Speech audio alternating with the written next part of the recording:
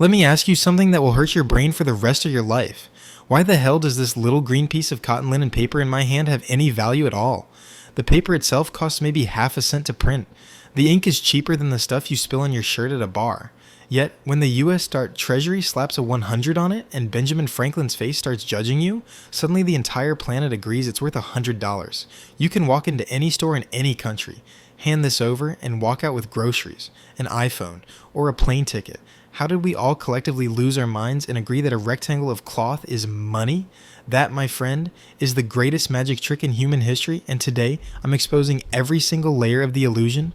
No textbooks, no boring professors, just the raw, bloody, sometimes hilarious truth about how money went from rocks and seashells to the fiat system that rules every single one of our lives in 2025.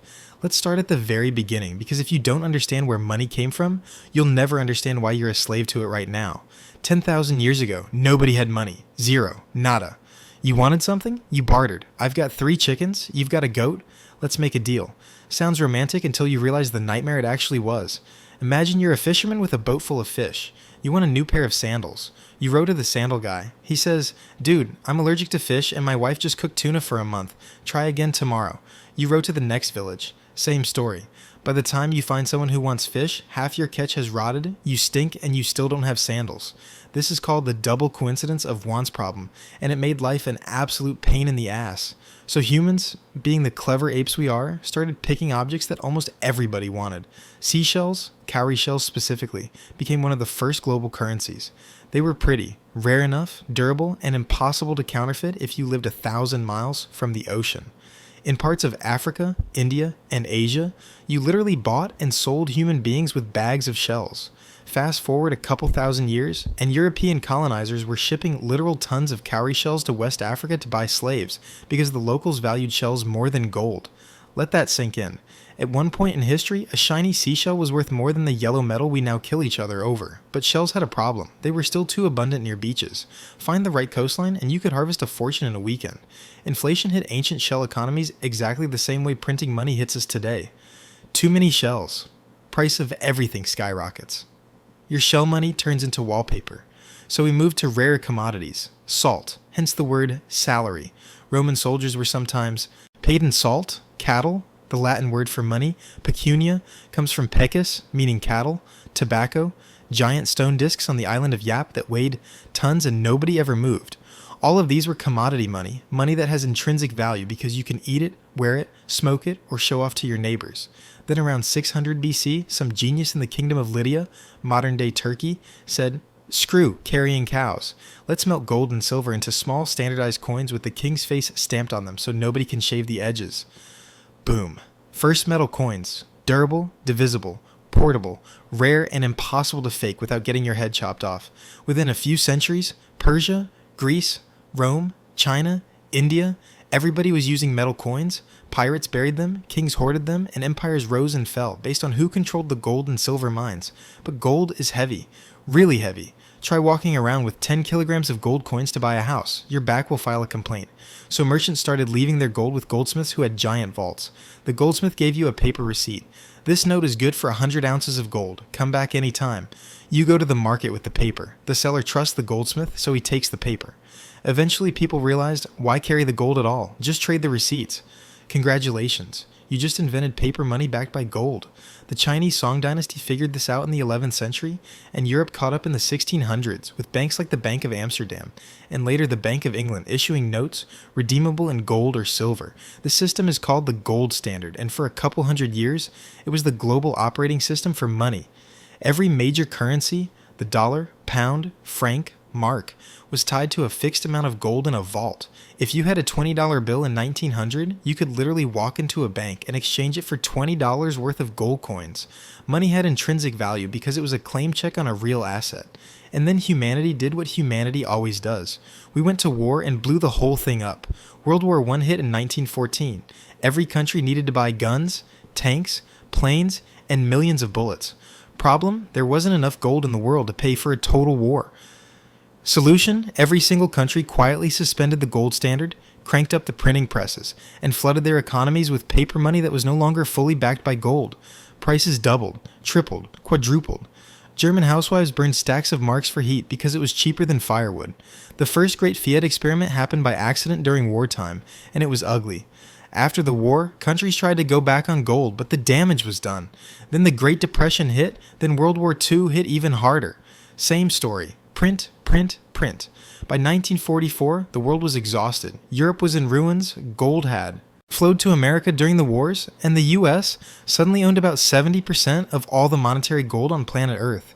44 countries met at a hotel in Bretton Woods, New Hampshire, and made a new deal. Forget trying to tie every currency directly to gold. Instead, everyone ties their currency to the US dollar, and the US dollar stays tied to gold at $35 an ounce. The dollar became the new gold. You want international trade? You need dollars. You want to keep your currency stable? Peg it to the dollar. The US became the world's banker, and the dollar became the reserve currency of planet Earth. It worked beautifully for about 25 years. Then America got greedy. Vietnam War, expensive. Great Society social programs, expensive. Cold War arms race, insanely expensive. Foreign countries started noticing there were way more dollars floating around the world than America had gold in Fort Knox. France, led by Charles de Gaulle, started shipping dollars back to the US and literally demanding gold in return. The math stopped adding up. By 1971, the U.S. gold reserves covered less than a quarter of the dollars in existence. On August 15, 1971, Richard Nixon went on television and dropped the bomb that changed human civilization forever. He temporarily suspended the convertibility of dollars into gold. That temporary suspension is still in effect 54 years later. The last link between money and anything real was cut. The dollar, and every other major currency that followed, became pure fiat money. Fiat is Latin for let it be done. The government declares, let this piece of paper be money, and because they have armies, taxes, and laws, we all shrug and agree. So if it's not backed by gold, why doesn't it immediately become worthless like Zimbabwe dollars or Weimar marks? 3 reasons, and if you understand these 3, you understand modern money. Reason 1, legal tender laws. Your government says you must accept dollars or your local fiat for all debts, public and private. You pay taxes in dollars. The courts enforce contracts in dollars. Try paying your taxes in gold bars or Bitcoin and see how fast men with guns show up. Reason 2, trust and network effects. 7 billion people, thousands of banks, millions of companies, and hundreds of governments all agree to use dollars for oil, dollars for iPhones, dollars for international trade. That agreement is worth trillions. Switching to something else is like trying to get the entire world to switch from English to Esperanto overnight. Possible in theory, impossible in practice. Reason 3, controlled scarcity in theory. Central banks like the Federal Reserve are supposed to manage the money supply so it grows roughly in line with the economy. Too little money causes deflation, prices fall, people hoard cash, economy freezes. Too much money causes inflation, prices rise, savings get destroyed. When they get it just right, the currency holds value for decades. The US dollar has lost about 96% of its purchasing power since 1913, but it lost it slowly enough that most people didn't riot. Now, let's talk pros and cons, because fiat money is the ultimate double-edged sword. Pros first. Fiat is flexible as hell. When COVID hit in 2020, the Fed printed $8 trillion in 18 months, something impossible under a gold standard. They slashed interest rates to 0, kept businesses alive, kept unemployment from hitting 30%. A gold-backed system would have forced a depression 10 times worse. Fiat lets governments fight recessions, fund wars, build highways, send rockets to Mars. It's the reason the US can run trillion-dollar deficits and not collapse, yet. But the dark side is terrifying. Because there is no hard limit, governments always print too much eventually. Every fiat currency in history has eventually gone to 0. Every single one. The Roman denarius, the French assignat, the Confederate dollar, the Weimar mark, the Zimbabwe dollar, thousands of currencies over thousands of years, all dead. The US dollar is the longest running fiat experiment in history, and it's only 54 years old. We have no idea how this movie ends. When trust breaks, it breaks fast. Look at Venezuela. 2016, a cup of coffee cost 1,000 bolivares. By 2018, it cost 1 million. By 2019, they were using US dollars and Bitcoin, because nobody would touch bolivares with a 10-foot pole. Zimbabwe printed a $100 trillion bill that couldn't buy a loaf of bread. Lebanon, Argentina, Turkey, 2025 is seeing new members join the hyperinflation club every year. And here's the part that should scare you awake at night. The only thing standing between your savings and total destruction is trust in politicians and central bankers. That's it. No gold, no silver, just trust. So what's the future? Some people scream Bitcoin fixes this. And yeah, Bitcoin has a hard cap of 21 million coins. can't be printed, can't be confiscated easily, and runs on math instead of men in suits. El Salvador made it legal tender. A few companies accept it. But try buying coffee with BTC when the price swings 10% in a day. Volatility makes it a great store of value long term, terrible everyday money short term. Others say central bank digital currencies, CBDCs, are coming.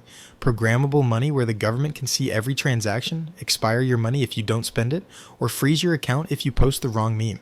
Over 100 countries are piloting CBDCs in 2025. That's fiat on steroids with a tracking chip. My personal take after studying this for 15 years, fiat isn't going anywhere soon. Too many powerful people benefit from the ability to print. The US dollar still makes up 58% of global reserves, 88% of international transactions. But the cracks are growing. Countries are de-dollarizing. BRICS nations are building alternative payment systems. Gold buying by central banks hit record highs in 2024, 2025. Something is coming. Maybe not tomorrow. Maybe not in 10 years. But history says fiat systems die. They all die. So what should you do? 1. Own assets that can't be printed. Real estate, quality stocks, gold, silver, Bitcoin, things with scarcity baked in. Now 2. Keep 6 to 12 months of expenses in cash for emergencies, but no more. Cash is a melting ice cube. 3. Generate income streams in multiple currencies and asset classes. Don't put all your eggs in one government's basket. 4. Pay attention. When central banks start talking about modernizing money or financial inclusion, that's code for more control. The bottom line is this: the little green piece of paper in your wallet has value only because billions of us woke up this morning and agreed to keep pretending. The day that collective hallucination ends is the day everything changes. Until then, understand the game, play it wisely, and never ever keep all your wealth in something that costs half a cent to print. That's the real story of fiat money. No fairy tales, no propaganda, just the raw truth. If this woke you up, smash the like button, subscribe, turn on notifications, and drop a comment that says, "I see the Matrix," so I know you made it to the end. I read every single one. And remember, they can print money, but they can't print time. Use yours wisely.